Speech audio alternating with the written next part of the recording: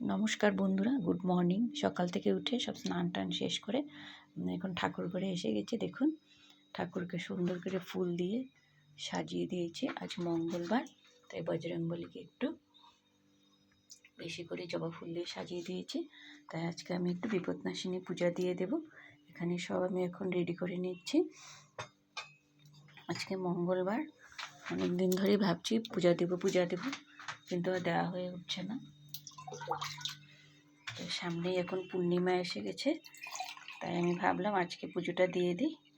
সকাল থেকে তাড়াতাড়ি উঠে স্নান টান শেষ করে পুজো ঘরে এসে পড়লাম, কারণ বিপদনাশিনী একটু পুজো দিলে অনেক টাইম লাগে।